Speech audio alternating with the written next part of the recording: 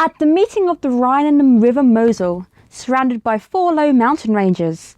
Koblenz is a 2,000-year-old town, and it's one where we stopped over for a night, so we didn't spend a whole day there. So we basically arrived in the afternoon and we spent the evening at Koblenz, and then we moved on. We were heading further down the River Rhine, but we overshot, and obviously we sidetracked, found Runkel, which was totally worth it, and we ended up here at Koblenz. So overshadowing all of Koblenz, you've got, okay, here we go guys, I'm going to really mispronounce this now. So it's Stolzenfels Castle. Stolzenfels, it's beautiful. Right, so the town itself. So I managed to find us a nice hotel which overlooked the vineyards of Marienburg. You will often find Mosel wine on the shelves in the UK.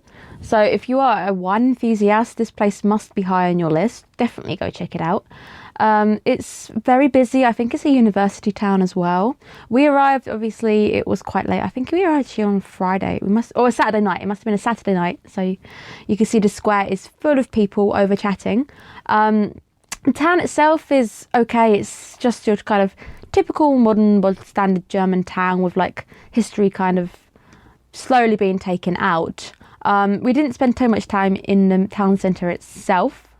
We went over to the Rhine and we found the castle fortress. Well, it's technically now a palace, and we decided that we would head up. You can see in this bit of video here, there is a ski lift which will take you up to the top. You can basically pay for a round trip. I think it was about 18 euros up and down again. They always have events on, so we went to join in on one of the really cool events. So yeah, a bit about the castle, which I managed to find out. I did some kind of research. Koblenz is on the left bank of the Rhine. It overlooks the state of Rhineland, so it overlooks the Rhineland itself. It's a 13th century castle which was gifted by Prussia. So this is back before Germany was Germany, and it was back when it was little states and little kind of kingdoms. So this was Prussia. It was rebuilt in 19th century to a Gothic style. So if you go there itself, it doesn't look like your typical palace. It almost looks like a kind of fortress. It looks like a bastion. In the UK, there's quite a few along the coastal areas, which are fortresses with heavy defences and bits and pieces. So it does look similar to those. So we decided, of course, we have to go up the ski lift. We want to go up there and experience it. And what a gorgeous view. I like to be able to view a city from a different angle.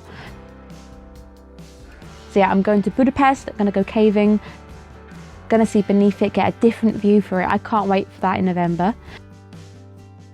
Koblenz looked absolutely gorgeous.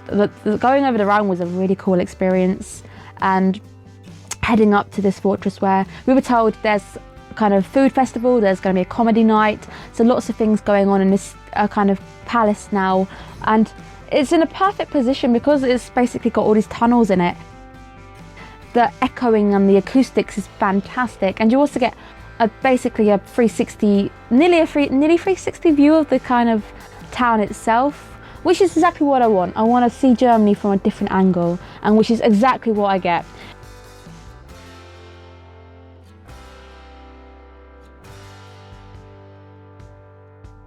You can see they've got a railway here, so you can definitely get to Koblenz via the train if you don't drive.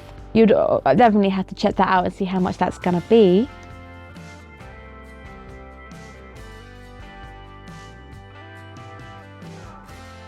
So in 1845, Queen Victoria went to visit the Gothic chapel in the castle.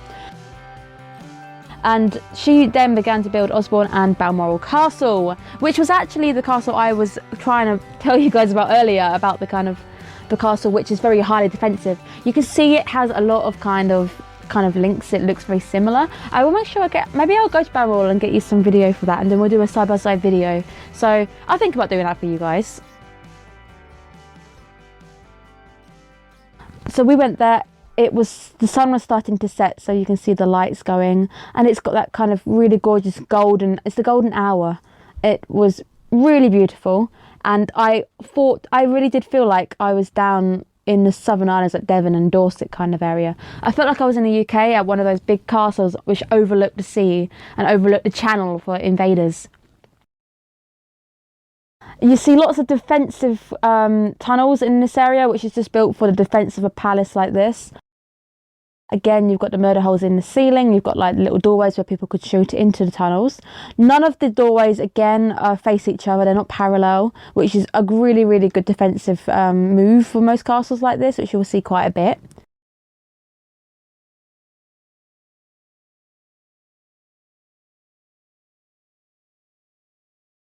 So yeah, you can basically go and see it during the day. You can go and see the museums and go inside and have a look. Of course, we arrived in the evening. It was basically open for the entertainment value, but I wasn't complaining.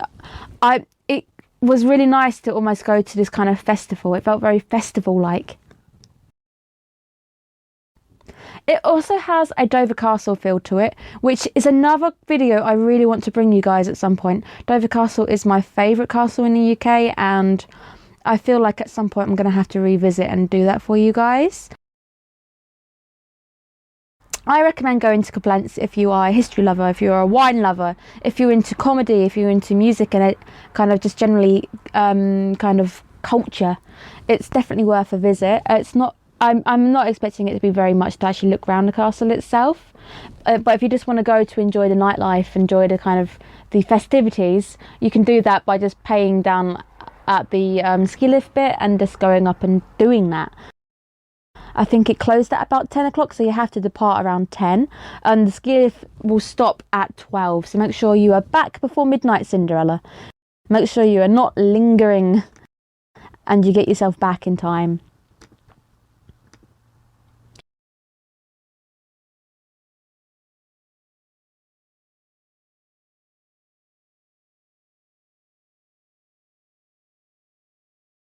So as you can see, there's lots of little kind of festival places. People were selling food. And this is where I found something really amazing, and this genius convention. It was basically fried potato. It's basically wrapped around in a spiral on a stick, and I had salt and chili flavour. It was amazing. I also had some currywurst up as well. So lots of good food, but again, it's festival prices, so it's a little bit more pricey than if you were eating down in town probably. And just going to the walls, you get this gorgeous 360, this panoramic view of Koblenz, just laying there on the split of the river where the Mosel is meeting the Rhine. And the Rhine travelling way up, it goes into Switzerland, it goes to France.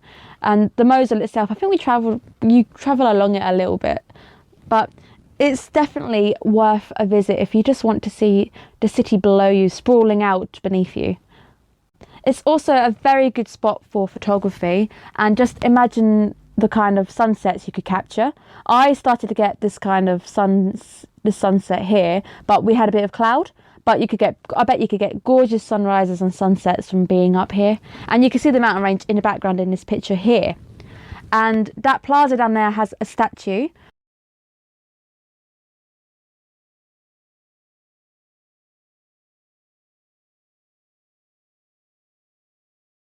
So yeah, the statue on that bit of plaza there is Wilhelm himself. So it was opened in 1992, and all of the bits of the statue were brought down the river. So they were brought like the Titanic. All the bits were separate, they were floated down that river, and then they were assembled there in that place. So that must have been quite a sight, seeing a giant statue head or part of the horse floating down the river.